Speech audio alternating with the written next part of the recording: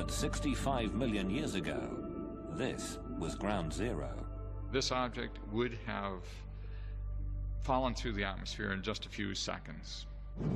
It's going through the sky, it would have been brighter than the sun. As soon as it contacts the surface of the shallow sea in Chicxulub, of course, it starts propagating the shock wave down into the planet, and it keeps pushing into the planet, and it only gets stopped maybe about 30 kilometers down. The pressure wave would have traveled around the entire planet in the atmosphere. You could have heard the impact on the other side of the planet.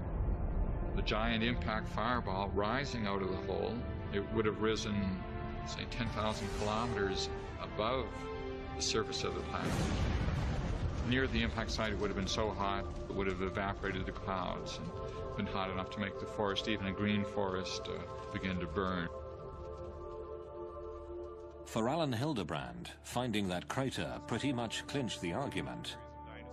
Planet Earth had been all but sterilized by a rock the size of Mount Everest. 3/4 of the species of large animal life went extinct. We have made the case. We've got the qualitative information and we've got the statistics to show that there is a very serious risk.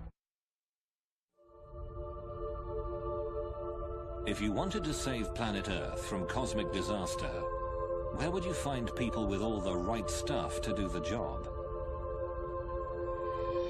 Well, Houston, Texas might be a good place to start looking. This town has that rarest of breeds, the space cowboy.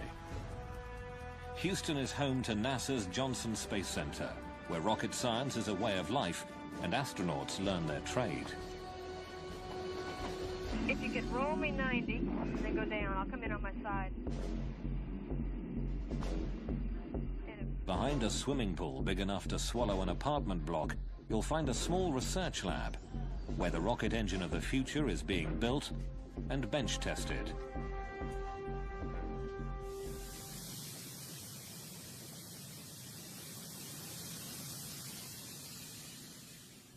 Yeah. Very nice. Question is, how big is the plasma going to go from here to here? Dr. Franklin Chang Diaz is one of the lead researchers, as well as an astronaut with 7 shuttle missions under his belt. And in fact, there was a time in one of my flights where we got hit by very tiny micro meteorites, perhaps, or some sort of orbital debris, which made little tiny dents or little craters in the windows of the shuttle. Well, that tube is welded. Yeah, I did it. We already welded it. Yeah, I did it. First-hand experience with rocks in space gave birth to a